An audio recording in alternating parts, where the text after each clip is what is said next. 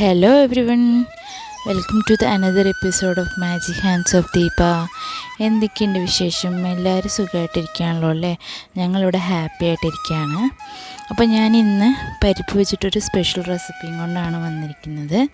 ഇത് north Indian സൈഡിലൊക്കെ നല്ല ഫേമസ് ആയിട്ടുള്ളൊരു റെസിപ്പിയാണ്. ഇത് നമുക്ക് കേരള സ്റ്റൈലിൽ എങ്ങനെ ഉണ്ടാക്കുന്നതിന് വേണ്ടിയിട്ട് നോക്കാം. എൻ്റെ വീഡിയോസൊക്കെ എല്ലാവർക്കും ഇഷ്ടപ്പെടുകയാണെങ്കിൽ എല്ലാവരും എൻ്റെ ചാനലൊന്ന് സബ്സ്ക്രൈബ് ചെയ്ത് എന്നെ സപ്പോർട്ട് ചെയ്യണം, ഷെയർ ചെയ്യണം, ലൈക്ക് ചെയ്യണം.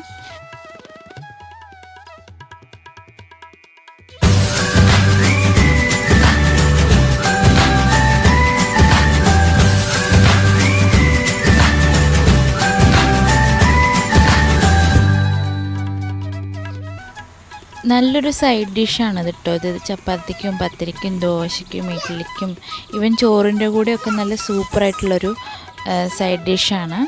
അപ്പോൾ നമുക്കത് എങ്ങനെയാണ് ചെയ്യുന്നതെന്ന് നോക്കാം. അതിന് വേണ്ടിയിട്ട് ഞാൻ പരിപ്പ് വേവിച്ച് വെച്ചിട്ടുണ്ട്. ഞാനൊരു 300 ഗ്രാം പരിപ്പ് നല്ലപോലെ വേവിച്ച് ഉടച്ച് വെച്ചിട്ടുണ്ട്.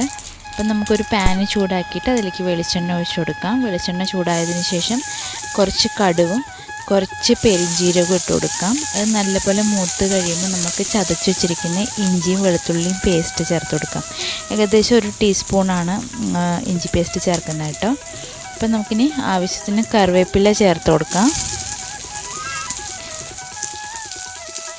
കറിവേപ്പില നല്ലപോലെ മൂപ്പിച്ചെടുക്കാം. അപ്പം ഇഞ്ചി വെളുത്തുള്ളി ഇപ്പം നല്ലപോലെ മൂത്തിട്ടുണ്ട് കേട്ടോ. ഇനി നമുക്കിതിലേക്ക് ചെറുതായിട്ട് അരിഞ്ഞു വെച്ചിരിക്കുന്ന സവോള ഇട്ട് കൊടുക്കാം. 2 സവോളയാണ് ഞാൻ ഇട്ട് കൊടുക്കുന്നത്. സവോള ഇല്ലെങ്കിൽ ചെറിയ ഉള്ളി ആയാലും മതി കേട്ടോ. അപ്പോൾ നമുക്കിതൊന്ന് നല്ലപോലെ ഒന്ന് വഴറ്റിയെടുക്കാം. മീഡിയം ഫ്ലെയിമിൽ വെച്ചാൽ മതി. നല്ലപോലെ വഴറ്റിയെടുക്കുക കേട്ടോ. ഇത് സവോള പെട്ടെന്ന് വഴറ്റി കിട്ടണമെങ്കിൽ ഉപ്പ് ചേർത്ത് കൊടുക്കണം. ഞാൻ ഉപ്പൊന്നും ചേർക്കുന്നില്ല. ഇനി നമുക്കിതിലേക്ക് 2ആയിട്ട് കീറിയിട്ടുള്ള 2 പച്ചമുളക് ഇട്ട് കൊടുക്കാം. പച്ചമുളക് ചേർത്തതിന് ശേഷം നല്ലപോലെ ഒന്ന് ഇളക്കി യോജിപ്പിച്ച് കൊടുക്കുക.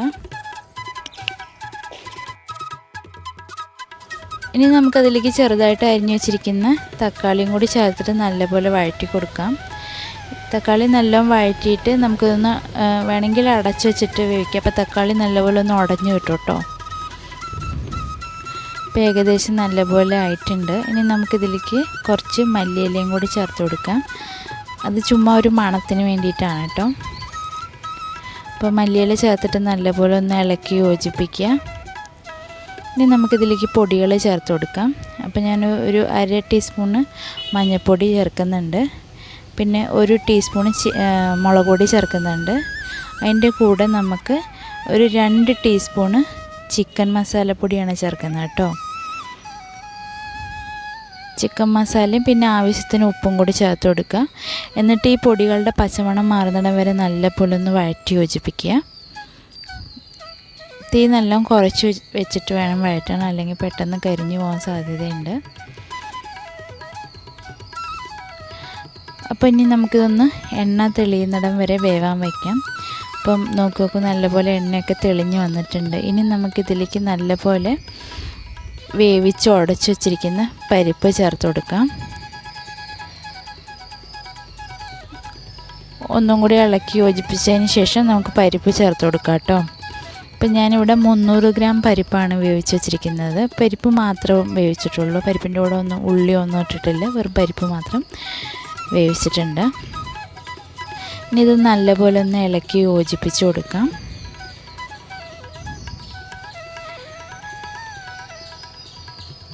ഇനി നമുക്കിതിലേക്ക് ഇതിപ്പോൾ കുറച്ച് ചൂടാറി കഴിയുമ്പോൾ നല്ലപോലെ കട്ടിയാവും. അപ്പോൾ നമുക്കൊരു 1/2 ഗ്ലാസ് വെള്ളം കൂടി ചേർത്ത് കൊടുക്കാം. വെള്ളം ചേർത്തതിന് ശേഷം നല്ലപോലെ ഒന്ന് ഇളക്കി യോജിപ്പിച്ച് കൊടുക്കുക. ഇനി നമുക്ക് ഉപ്പ് നോക്കിയിട്ട്, ഉപ്പ് ആവശ്യത്തിനുണ്ടോ നോക്കിയിട്ട്, ഇല്ലെങ്കിൽ നമുക്ക് കുറച്ചും കൂടി ഉപ്പിട്ട് കൊടുക്കാം. എനിക്ക് കുറച്ചും കൂടി ഉപ്പ് വേണം, അപ്പം ഞാൻ കുറച്ചും കൂടി ഉപ്പ് ചേർക്കുന്നുണ്ട്. ഇനി നമുക്കിതിലേക്ക് ചെറുതായിട്ട് അരിഞ്ഞു വെച്ചിരിക്കുന്ന മല്ലിയില ചേർത്ത് കൊടുക്കണം.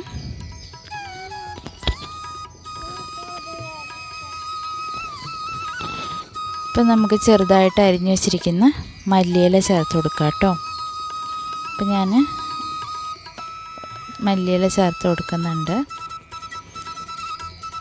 ഇനി നമുക്ക് ഇതിലേക്ക് കുറച്ച് ഫ്രഷ് ക്രീമും കൂടി ചേർത്ത് കൊടുക്കണം. ഞാനൊരു 2-3 ടീസ്പൂണ് ഫ്രഷ് ക്രീമാണ് ചേർക്കുന്നത്. ഫ്രഷ് ക്രീം ഇല്ലാച്ചാൽ നമുക്ക് 2-3 ടീസ്പൂണ് പച്ചപ്പാൽ ചേർത്ത് കൊടുക്കാം. അപ്പോൾ പ്രത്യേകിച്ച് വ്യത്യാസമൊന്നും ഉണ്ടാവില്ല, നല്ല ടേസ്റ്റ് ആയിരിക്കും. അപ്പോൾ നമ്മുടെ ടേസ്റ്റി ആയിട്ടുള്ള പരിപ്പ് കറി ഇവിടെ റെഡി ആയിട്ടുണ്ട്. ഇതിന് ദാൽ മഖനി എന്നാട്ടോ പറയുക നോർത്ത് ഇന്ത്യക്കാർ.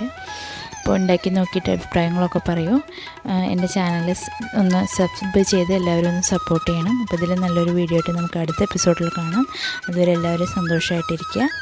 അപ്പോൾ നമുക്ക് അടുത്ത വീഡിയോയിൽ കാണാം കേട്ടോ. Thank you for watching.